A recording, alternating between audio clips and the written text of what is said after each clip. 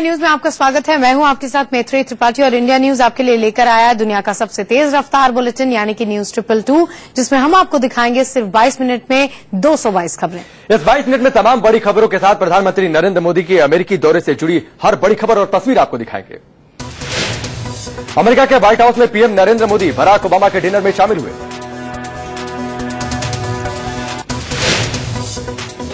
Dinner से पहले white house पहुंचने पर बराक ओबामा ने नरेंद्र मोदी का गर्मजोशी के साथ स्वागत किया। व्हाइट हाउस के दरवाजे पर पहुंचते ही बराक ओबामा ने मोदी से हाथ मिलाया और पूछा, केम छो प्राइम मिनिस्टर। बराक ओबामा और मोदी के साथ डिनर में बराक ओबामा की पत्नी मिशेल ओबामा भी शामिल हुई। ओबामा के साथ डिनर में पीएम मोदी के साथ सुषमा स्वराज, सुरक्षा सलाहकार अजीत डोभाल, विदेश सचिव सुजाता सिंह भी मौजूद हैं। अमेरिका की तरफ से डिनर में उपराष्ट्रपति जोए बिडेन, विदेश मंत्री जॉन केरी, राष्ट्रीय सुरक्षा सलाहकार सुजन राइस आमंत्रित थे। व्हाइट हाउस में भारत अमेरिका रणनीतिक साझेदारी को लेकर विजन स्टेटमेंट चले साथ साथ फॉरवर्ड टुगेदर वीगो जारी किया गया। इन पोस्टर्स में DC love Modi, Washington DC welcomes prime minister और स्वागतम प्राइम मिनिस्टर लिखा हुआ था। मोदी के दौरे को देखते हुए वॉशिंगटन में सुरक्षा इंतजाम चाक चौबंद किए गए। चप्पे चप्पे पर पुलिस वालों की तैनाती थी, पर आने जाने वाले पर कड़ी नजर रखी जा रही थी। व्हाइट हाउस के बाहर की तस्वीर पूरी तरह से भारत के रंग में रंगी थी। ऐसा लग रहा था मानो व्हाइट हाउस अमेरिका में नहीं बल्कि भारत में। व्हाइट हाउस के पास एक पार्क में मोदी के स्वागत में रंगारंग कार्यक्रम आयोजित किए गए थे। यहां मोदी के आने से उत्साहित भारतीय मूल की महिलाएं रंग बिरंगी ड्रेस में जमकर झूमती नजर आई। पार्क में आयोजित कार्यक्रम में भारतीय पोशाक में महिलाएं जमकर थिरकी। व्हाइट हाउस के बाहर मोदी के स्वागत में कई रंग देखने को मिले। लोग पंजाबी परिधान में भांगड़ा के साथ झूमते नजर आए। वॉशिंगटन पहुंचने पर पीएम नरेंद्र मोदी का शानदार स्वागत किया गया। प्लेन से बाहर निकलने के बाद उनका ऑफिशियल वेलकम हुआ। एंड्रूज एयरपोर्ट पर रेड कारपेट के साथ मोदी के लिए गाड़ी तैयार थी, लेकिन एक बार फिर मोदी ने प्रोटोकॉल तोड़ा, सामने भीड़ की तरफ बढ़ गए। मोदी भीड़ की तरफ बढ़ रहे थे और लोग मोदी मोदी के नारे लगा रहे थे। पूरा एयरपोर्ट मोदी मोदी के नारों से गूंज उठा। एयरपोर्ट पर तिरंगे लेकर मौजूद सैकड़ों लोगों ने नरेंद्र मोदी का जोरदार स्वागत किया। मोदी प्रशंसक उनसे मिलने के लिए बेताब दिखे। लोगों के पास पहुंचकर मोदी ने एक एक करके उनसे हाथ मिलाना शुरू कर दिया। मोदी से मिलने को बेताब एक महिला प्रशंसक ने तो उनका हाथ पकड़ लिया। वो कुछ कहने की कोशिश कर रही थी, लेकिन मोदी आगे बढ़ गए। मोदी लोगों से हाथ मिला रहे थे और भीड़ से कभी मोदी मोदी के नारे लग रहे थे तो कभी भारत माता की जय के नारे लग रहे थे। वॉशिंगटन में मोदी के स्वागत के लिए भारतीय मूल के हजारों लोग सड़क के किनारे खड़े थे। लोग हाथों में तिरंगा और मोदी के पोस्टर लिए हुए थे और मोदी मोदी के नारे लगा रहे थे। जिन रास्तों से मोदी का काफिला गुजरा वहां सड़क किनारे लोग बेहद उत्साहित थे, जोश में मोदी के नारे लगाते नजर आए। वॉशिंगटन रवाना होने से पहले अपने आखिरी कार्यक्रम में Modi council of foreign relations के कार्यक्रम में पहुंचे। पीएम ने कहा कि भारत में आतंक बाहरी देशों से आता है और अच्छा और बुरा आतंकवाद कुछ नहीं होता। भारत में अलकायदा के पांव पसारने को लेकर पूछे गए सवाल के जवाब में पीएम ने कहा कि भारत के मुसलमान अलकायदा को नाकाम कर देंगे। पीएम ने यह भी साफ किया कि भारत और चीन आपसी विवाद को सुलझा लेंगे और इसमें किसी की मध्यस्थता की जरूरत नहीं। पीएम ने यह भी कहा कि 21वीं सदी में गुटबाजी के लिए कोई जगह नहीं है, हमें साथ मिलकर रहना होगा। भारत और अमेरिका के बीच टल कर रिश्तों को लेकर पीएम ने कहा कि ये पति पत्नी की तरह है, जो हमेशा सुखद नहीं रहते मगर हमेशा बने रहते हैं। पीएम नरेंद्र मोदी ने न्यूयॉर्क में अमेरिका के पूर्व राष्ट्रपति बिल क्लिंटन और उनकी पत्नी हिलरी क्लिंटन से भी मुलाकात की। इस मुलाकात के दौरान विदेश मंत्री सुषमा स्वराज भी मौजूद थी। इस दौरान हिलरी क्लिंटन ने सुषमा स्वराज को गले लगाकर गर्मजोशी से अभिवादन किया। अमेरिका की राजनीति में क्लिंटन परिवार की काफी अहमियत है। माना जा रहा है कि हिलरी अगले चुनाव में राष्ट्रपति पद की उम्मीदवार हो सकती है। मोदी ने बिल और हिलरी क्लिंटन को नाना नानी बनने पर बधाई दी। क्लिंटन दंपति की बेटी चेल्सी ने हाल ही में एक बेटी को जन्म दिया है। इससे पहले प्रधानमंत्री नरेंद्र मोदी ने न्यूयॉर्क में 11 अमेरिकी सीईओ से नाश्ते पर मुलाकात की। इस मीटिंग में गूगल के कार्यकारी अध्यक्ष एरिक ई स्मिथ और पेप्सिको की सीईओ इंदिरा नूई शामिल थी। मीटिंग में मोदी ने सभी कंपनियों को भारत में निवेश के लिए आमंत्रित किया। मेक इन इंडिया को लेकर उद्योगपतियों ने मोदी की ये मीटिंग करीब 1.5 घंटे चली। कोयला घोटाले पर पीएम मोदी ने कंपनियों के सीईओ से कहा कि कोल ब्लॉक आवंटन पर सुप्रीम कोर्ट के फैसले को अवसर में बदलेंगे। पीएम ने कारोबारियों से कहा कि आवंटन में हुई मनमानी को दूर करके फिर से नई शुरुआत की जाएगी। पीएम मोदी ने जनरल इलेक्ट्रिक के सीईओ जेफरे इमेंट से भी मुलाकात की। न्यूयॉर्क में नरेंद्र मोदी ने गोल्डमैन सैक्स कंपनी के चेयरमैन और सीईओ लॉयड डी ब्लैकस्टेन से भी मुलाकात की। मास्टरकार्ड के सीईओ अजय बांगा ने मोदी से मुलाकात के बाद कहा कि मीटिंग में कारोबार को आसान बनाने को लेकर बातचीत हुई। महिंद्रा ग्रुप के चेयरमैन आनंद महिंद्रा ने मोदी से मुलाकात को सकारात्मक बताया।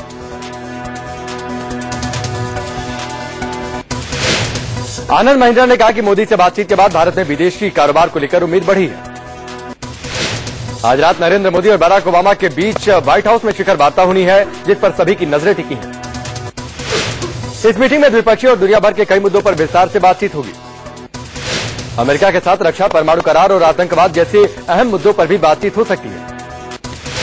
साथ ही ऊर्जा, जलवायु परिवर्तन, व्यापार और अर्थव्यवस्था के मुद्दे पर भी इस बातचीत का हिस्सा हो सकते हैं। इसके अलावा पाकिस्तान, अफगानिस्तान, सीरिया, इराक के हालात जैसे मुद्दे भी उठ सकते हैं। ओबामा के साथ बैठक में दोनों देशों के बीच कुछ अहम समझौतों पर हस्ताक्षर होने की भी उम्मीद है। मोदी का आज वॉशिंगटन में लिंकन स्मारक और मार्टिन लूथर किंग जूनियर के स्मारक पर भी जाने का कार्यक्रम है। साथ ही पीएम मोदी भारतीय दूतावास के सामने लगी गांधी प्रतिमा पर श्रद्धांजलि देने भी जाएंगे। ओबामा से बातचीत के बाद लंच के दौरान मोदी अमेरिकी उपराष्ट्रपति जो बिडेन, विदेश मंत्री जॉन केरी समेत कई नेताओं से मुलाकात करेंगे। इसके बाद प्रधानमंत्री नरेंद्र मोदी यूएस स्पीकर जो बोनर से भी मुलाकात करेंगे। आज प्रधानमंत्री Modi US India business council के कार्यक्रम में भी हिस्सा लेंगे। वॉशिंगटन में व्हाइट हाउस के करीब महिलाएं अलग अलग तरह के पोस्टर लेकर मोदी का स्वागत करती नजर आई। ओ पनीरसेल्वम ने तमिलनाडु के नए मुख्यमंत्री के तौर पर शपथ ले ली। जयललिता के जेल जाने के बाद उन्हें सीएम बनाया गया। शपथ ग्रहण के दौरान तमिलनाडु के नए सीएम पनीरसेल्वम भावुक हो गए। पनीरसेल्वम ने रुमाल निकालकर आंसू पोंछा, फिर भरे गले के साथ शपथ ली। सिर्फ सीएम ही नहीं बल्कि तमिलनाडु के कई मंत्री भी शपथ के दौरान भावुक हो गए। एक महिला मंत्री तो फूट फूट कर रोने लगी और बड़ी मुश्किल से शपथ ले पाई। उधर जयललिता ने कर्नाटक हाईकोर्ट में कल जमानत की अर्जी दाखिल कर दी। इस बीच जयललिता के जेल जाने के विरोध में एआईएडीएमके के कार्यकर्ताओं का प्रदर्शन जारी है।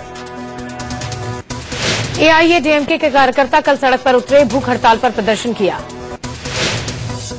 वहीं 100 से ज्यादा एआईएडीएमके कार्यकर्ताओं ने जयललिता के जेल जाने के विरोध में मुंडन कराकर अपना विरोध जाहिर किया। मोदी के स्वच्छता अभियान को कामयाब बनाने के लिए केंद्रीय मंत्री पूरी तरह जुट गए हैं। दिल्ली के गोल्ड डाकखाना में अचानक पहुंचे केंद्रीय दूरसंचार मंत्री रविशंकर प्रसाद गंदगी का हाल देखकर कर्मचारियों पर भड़क उठे। गोल्ड डाकखाना के हर कोने में घूम घूमकर मंत्री रविशंकर प्रसाद ने गंदगी का जायजा लिया और फाइलों पर जमी धूल को लेकर नाराजगी जाहिर की। रविशंकर प्रसाद कंप्यूटर पर काम कर रहे स्टाफ के पास भी पहुंचे। वहां गंदगी देखकर उन्होंने कर्मचारी को बुलाकर जमकर डांट पिलाई। सफाई अभियान के तहत दिल्ली में केंद्रीय मंत्री रामविलास पासवान ने सड़क पर झाड़ू लगाया। पीएमओ में राज्य मंत्री डॉक्टर जितेंद्र सिंह ने भी नॉर्थ ब्लॉक के बाहर झाड़ू लगाई। न सिर्फ मंत्री बल्कि अफसरों ने भी हड़कंप है। दिल्ली के मुख्य सचिव डीएम स्पोलिया ने सचिवालय की 7वीं और 8वीं मंजिल का दौरा किया।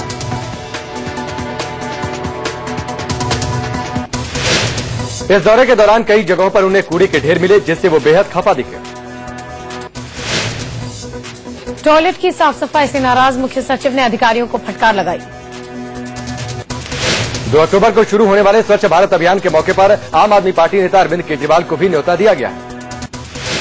शहरी विकास मंत्री वेंकैया नायडू ने केजरीवाल समेत कई लोगों को 2 अक्टूबर के कार्यक्रम में शामिल होने के लिए चिट्ठी लिखी है। केंद्र सरकार के इस अहम कार्यक्रम में केजरीवाल हिस्सा लेंगे या नहीं, इस पर वो आज फैसला लेंगे। दिल्ली में पीएम मोदी के सफाई अभियान को झटका लग सकता है। दक्षिण दिल्ली एमसीडी के सफाई कर्मियों ने हड़ताल पर जाने की धमकी दी है। सफाई कर्मचारियों ने आप विधायक जगदीप सिंह पर जाति सूचक शब्द बोलने का आरोप लगाया है। हरियाणा में चुनावी बिगुल फूंकते हुए बीजेपी अध्यक्ष अमित शाह ने कहा कि सोनिया ने मनमोहन सिंह की जुबान बंद कर रखी थी। हरियाणा के टोहना की रैली में अमित शाह ने कहा कि ईवीएम में इतनी जोर से कमल का बटन दबाना कि इटली तक करंट लग गया। अमित शाह ने कहा कि बीजेपी को सत्ता में लाने पर ही सूबे का विकास होगा। पीएम नरेंद्र मोदी जल्दी महाराष्ट्र में चुनाव अभियान में जुटेंगे। चुनाव प्रचार के दौरान वो महाराष्ट्र में 22 चुनावी रैलियों को संबोधित करेंगे। राज ठाकरे के ताने के बाद शिवसेना ने केंद्र सरकार से बाहर आने का फैसला कर लिया है। शिवसेना की तरफ से अनंत गीते केंद्र सरकार में अकेले मंत्री हैं और पीएम के लौटते ही वो इस्तीफा दे देंगे। राज ठाकरे ने मुंबई में रैली के दौरान केंद्र सरकार को शिवसेना के समर्थन को लेकर सवाल उठाए थे। वहीं राजीव प्रताप रूडी ने कहा कि केंद्र सरकार ने गीते को इस्तीफा देने के लिए नहीं कहा। वहीं एनसीपी ने कहा है कि कांग्रेस से उसकी दुश्मनी नहीं है, चुनाव बाद हालात बने तो दोनों दल फिर एक साथ आ सकते हैं। चंडीगढ़ में आईएनएलडी नेता अभय चौटाला ने हरियाणा के मुख्यमंत्री पर विवादित बयान दिया। अभय चौटाला ने कहा कि सीएम बौखला चुके हैं और कभी भी आगरा और अमृतसर के पागल खाने में भर्ती हो सकते हैं। सोनिया और राहुल गांधी के जम्मू और कश्मीर दौरे का आज दूसरा दिन है। कल अनंतनाग में दोनों ने बाढ़ प्रभावित इलाकों का दौरा किया और बाढ़ पीड़ितों से मुलाकात की। राहुल गांधी ने सुरक्षा घेरा तोड़कर पीड़ितों से बात की और कहा कि वो आपदा में अपनों को खोने का दर्द समझते हैं। केंद्रीय गृह मंत्री राजनाथ सिंह ने कहा कि कश्मीर में बाढ़ से निपटने के लिए पूरी तैयारी नहीं थी। नेशनल डिजास्टर मैनेजमेंट अथॉरिटी के स्थापना दिवस पर गृह मंत्री राजनाथ सिंह ने एनडीआरएफ के 2 नई बटालियन बनाने का ऐलान किया। आज से न्यूनतम 1,000 रुपए मासिक पेंशन स्कीम शुरू हो जाएगी। इस कार्यक्रम में 37 केंद्रीय मंत्री हिस्सा लेंगे। इससे करीब 32 लाख पेंशन भोगियों को फौरन फायदा मिलेगा। सरकार ने कर्मचारी पेंशन योजना में संशोधन करने का फैसला किया है। देश में 49 लाख पेंशन भोगी हैं। देश भर में अपने ईपीएफओ के 120 कार्यालयों में ये योजना शुरू होगी। हरियाणा और महाराष्ट्र में फिलहाल इस स्कीम का ऐलान नहीं होगा क्योंकि यहां विधानसभा चुनाव हो रहे हैं। आज रिजर्व बैंक मौद्रिक नीति की समीक्षा करेगा। आज से 6 अक्टूबर के बीच बैंकों में छुट्टियों के चलते कोई लेन देन नहीं होगा, जिसके चलते लोगों को तमाम दिक्कतों से दो चार होना पड़ सकता है। आज और कल हाफ ईयर क्लोजिंग डे है, यानी इन दोनों दिन बैंक खुलेंगे लेकिन चेक क्लियरेंस का कामकाज नहीं होगा। आज लद्दाख के चुमार से चीनी सैनिक पूरी तरह हट जाएंगे। कुछ हफ्ते पहले चीनी सैनिकों ने भारतीय जमीन पर तंबू गाड़ दिए थे। न्यूयॉर्क में सुषमा स्वराज की चीनी विदेश मंत्री से हुई मुलाकात में सहमति बनी थी कि 30 दिसंबर तक चीनी सैनिक इलाका खाली कर देंगे। दिल्ली के करोलबाग इलाके में दिन दहाड़े कारोबारी की हत्या की लाइव तस्वीरें सामने आई। तस्वीरों में साफ दिख रहा है कि कैसे एक शख्स ने कारोबारी पर चाकुओं से ताबड़तोड़ वार कर दिया। जिस वक्त और जहां पर यह वारदात हुई उस समय वहां कई लोग मौजूद थे, लेकिन किसी ने बीच बचाव नहीं किया। जिस शख्स की हत्या हुई वो ड्राई क्लीनिंग की दुकान चलाता है। घायल हालत में ईश्वर लाल को सर गंगाराम अस्पताल में भर्ती कराया गया, जहां उनकी मौत हो गई। दिल्ली पुलिस की स्पेशल टीम ने 6 घंटे के भीतर आरोपी को गिरफ्तार कर लिया। दिल्ली में एम्स के बाहर कार से किसी ने महिला को फेंका और फरार हो गया। मौके पर पहुंची पुलिस ने तुरंत महिला को एम्स के ट्रॉमा सेंटर में भर्ती करवाया। महिला के शरीर पर चोट के कई निशान हैं। उसकी उम्र 32 साल है। महिला एक निजी कंपनी में काम करती है। महिला के मुताबिक शादी से पहले उसका किसी लड़के से अफेयर था। शादी के कुछ सालों बाद लड़के ने उसका पीछा करना शुरू कर दिया। सोमवार की शाम को आरोपी लड़के ने महिला को अपनी कार में बिठाया, उसके साथ मारपीट की और उसे एम्स के बाहर फेंककर फरार हो गया। दिल्ली के अशोकनगर इलाके की कोंडली नहर में एक महिला की लाश मिलने से सनसनी फैल गई। महिला साउथ इंडियन है और उसकी गला दबाकर हत्या की गई है। यूपी पुलिस का अनोखा कारनामा सामने आया। गाजियाबाद पुलिस ने 6 साल के बच्चे पर शांति भंग करने का मुकदमा दर्ज किया। इतना ही नहीं, पुलिस ने नोटिस भेजकर बच्चे को पुलिस चौकी बुलाया और उसकी पिटाई की और उसके विकलांग पिता से भी मारपीट की। जब पुलिस की करतूत सामने आई तो एसएसपी ने चौकी इंचार्ज को लाइन हाजिर कर दिया। पीड़ित के परिजनों ने एसएसपी और सिटी मजिस्ट्रेट से पूरे मामले की शिकायत की। यूपी के बस्ती में एक पति ने अपनी पत्नी और सास की गोली मारकर हत्या कर दी। आरोपी रणवीर अपनी नाराज पत्नी को मायके लेने गया था, जहां किसी बात पर झगड़ा इतना बढ़ गया कि रणवीर ने गोली चला दी। आरोपी की पत्नी फैजाबाद डीआईजी ऑफिस में कांस्टेबल थी। पुलिस आरोपी पति की तलाश में जुट गई। मध्य प्रदेश के ग्वालियर में मां की फटकार से परेशान होकर एक बच्चे ने डैम में कूदकर अपनी जान दे दी। मां ने मासूम से सिर्फ 100 रुपए का हिसाब मांगा था। हैरानी की बात यह है कि छात्र के साथ गए उसके दोस्त ने पुलिस के डर से खुदकुशी कर दी। गाजियाबाद के मोहन नगर इलाके में गवाही देने जा रहे कांग्रेस नेता सिद्धार्थ कुंडू पर बदमाशों ने जानलेवा हमला कर दिया। हमले में सिद्धार्थ बाल-बाल बच गए। वारदात की वजह जमीन विवाद बताया जा रहा है। मुंबई के लोखंडवाला में मॉडल अर्चना पांडे ने 12 मंजिली इमारत से कूदकर खुदकुशी कर ली। मुंबई में बदमाशों ने एक महिला टीवी पत्रकार के साथ बदसलूकी की। महिला के साथ देर रात जब टीवी पत्रकार पुलिस स्टेशन मामला दर्ज कराने पहुंचे तो पुलिस ने बाकी पत्रकारों के साथ भी बदतमीजी की। दिल्ली के शादीपुर मेट्रो स्टेशन पर एक शख्स धारदार हथियार लेकर ट्रैक पर कूद गया। शख्स मेंटली डिस्टर्ब बताया जा रहा है। दिल्ली के हर्ष विहार में 25 सितंबर को मिले शव की पहचान हो गई है। युवक गाजियाबाद के साहिबाबाद इलाके का रहने वाला था। हत्या की वजह पुरानी रंजिश बताई जा रही है। पूर्वी दिल्ली के न्यू अशोक नगर इलाके में पुलिस ने अवैध शराब के जखीरे के साथ 12वीं के 2 छात्रों को गिरफ्तार किया। बाहरी दिल्ली के कंजावाला इलाके के पीने के पानी की किल्लत से परेशान लोगों ने जल बोर्ड के खिलाफ प्रदर्शन किया और आंदोलन की धमकी दी। दिल्ली के द्वारका में एक पुराने घर की मरम्मत के दौरान दीवार गिरने से एक शख्स की मौत हो गई, कई लोग जख्मी हो गए। आगरा में दिन दहाड़े स्कूल जाते वक्त 9वीं के छात्र की गोली मारकर हत्या कर दी गई। हत्या के पीछे 2 गुटों की रंजिश बताई जा रही है। दरअसल आरोपी मृतक विनय के एक खास गुट के साथ मिलने जुलने से नाराज था। वारदात के बाद परिजनों ने आगरा बाह रोड पर जाम लगा दिया। पुलिस के आश्वासन के बाद लोग शांत हुए। आगरा में 2 गुटों के बीच खूनी संघर्ष में कई महिला और पुरुष जख्मी हो गए। 2 पक्षों के बीच जमकर लाठी डंडे चले। पुलिस ने मौके पर पहुंचकर 2 पक्षों को शांत कराया। दरअसल नौशाद नाम के लड़के की शादी की खबर मिलते ही नौशाद की पहली पत्नी के परिजनों ने हंगामा शुरू कर दिया। देखते ही देखते बवाल मच गया। मेरठ के मेडिकल थाना क्षेत्र में एक कार में आग लगने से हड़कंप मच गई। गैस भराते समय जोरदार धमाका हुआ, कार में आग लग गई। देखते ही देखते आग ने पूरी कार को अपनी चपेट में ले लिया। कार में हुआ धमाका इतना जबरदस्त था कि आसपास की कई बिल्डिंगों के शीशे तक टूट गए। धमाके के बाद दुकान के मालिक फरार हो गए। पुलिस मामले की जांच में जुटी है। यूपी के संभल में समाजवादी पार्टी की विधायक पिंकी यादव और उनके पति प्रमोद यादव के खिलाफ केस दर्ज हुआ है। असमोली विधानसभा से उत्पीड़ित विधायक पिंकी यादव पर मुरादाबाद के सिविल लाइन थाने में एक होमगार्ड ने केस दर्ज कराया। दरअसल चौराहे पर ड्यूटी कर रहे होमगार्ड ने चेकिंग के दौरान विधायक की गाड़ी रोकी थी, जिससे नाराज विधायक के समर्थकों ने उसकी पिटाई कर दी। बिहार के मुख्यमंत्री जीतन राम मांझी के साथ हुई कथित छुआछूत के मामले की उच्च स्तरीय जांच होगी। घटना की जांच आईजी और जोनल कमिश्नर करेंगे। मुंबई हमले में शहीद एटीएस प्रमुख हेमंत करकरे की पत्नी कविता करकरे का मुंबई के हिंदुजा अस्पताल में निधन हो गया। दिल्ली कांग्रेस ने होमगार्डों की नौकरी पक्की किए जाने की मांग को लेकर जंतर मंतर पर विरोध प्रदर्शन किया। लखनऊ में विधानसभा के बाहर बीजेपी विधायक कानून व्यवस्था, सड़कों की बदहाली, बिजली और पानी की समस्या को लेकर धरने पर बैठे हैं। गाजियाबाद में पार्षदों ने डीएम ऑफिस के बाहर भैंस के आगे बीन बजाकर अपना विरोध जताया। ये लोग सीएम से 160 करोड़ की विकास निधि रिलीज करने की मांग कर रहे हैं। मथुरा में शिवसेना ने लठ पूजा करके अपने अंदाज में प्राइवेट बिजली कंपनी टोरंट को चेतावनी दी। शिवसेना के कार्यकर्ताओं ने कहा कि अगर बिजली कटौती होती रही तो लठ से बात की जाएगी। उत्तराखंड के रानीखेत में इंडिया और यूएस मिलिट्री ने मिलकर मॉक ड्रिल की। यूएस और भारतीय सेना के जवानों ने अभ्यास किया कि अगर आतंकी किसी घर के कमरे में भीतर छुपे हों तो उनसे कैसे निपटा जाए। जवानों ने पहाड़ों पर भी अभ्यास किया। इस मॉक ड्रिल के जरिए दोनों देशों के जवानों ने आतंकियों से निपटने की तकनीक साझा की। यूपी के बिजनौर में आतंकियों को पनाह देने के आरोप में एटीएस और एसटीएफ ने एक शख्स को पकड़ा है।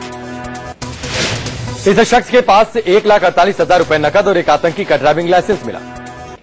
राजस्थान के जोधपुर में पेशे पर आए और पीड़न के आरोपी आसाराम को एक पर्ची पकड़ाने वाले लड़के को पुलिस ने हिरासत में ले लिया। गोरखपुर के राजघाट इलाके में हरबट बांध के पास एक इमारत में आग लगने से हड़कंप मच गया।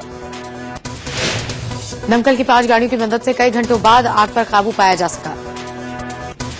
इलाहाबाद में छात्रों ने लोक सेवा आयोग के दफ्तर के सामने प्रदर्शन कर पीसीएस 2014 की प्रारंभिक परीक्षा परिणाम दोबारा घोषित करने की मांग की। कानपुर में नशे में धुत सिपाही पर 7 साल की मासूम से छेड़छाड़ का आरोप लगा है। इलाहाबाद में 1 करोड़ 60 लाख के लूट मामले में पुलिस ने लुटेरों को पकड़ने के लिए 3 आरोपियों के स्केच जारी किए। मध्य प्रदेश के इंदौर में एक स्कूल बस की चपेट में आने से 4 साल के मासूम की मौत हो गई। हादसा स्कूल कैंपस में ही हुआ। हादसे के बाद गुस्साए लोगों ने स्कूल में जमकर हंगामा किया। उत्तराखंड के काशीपुर में बाइक सवार बदमाशों ने एक फैक्ट्री के मुनीम से 5.5 लाख रुपए लूट लिए। झारखंड के खूंटी में पुलिस ने 50 लाख हेरोइन के साथ 4 लोगों को गिरफ्तार किया है। मध्य प्रदेश में तीसरी श्रेणी के 5 लाख कर्मचारी आज हड़ताल पर रहेंगे।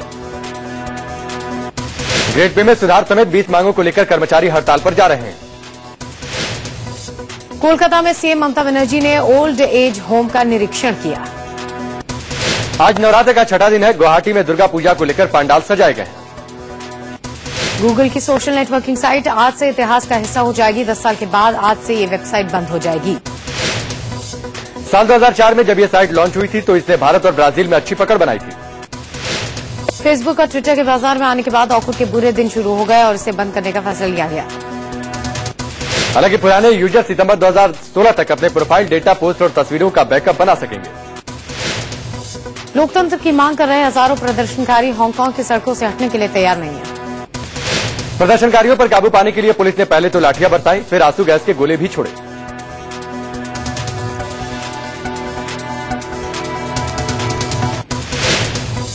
जापान में ज्वालामुखी फटने से भारी तबाही हुई है।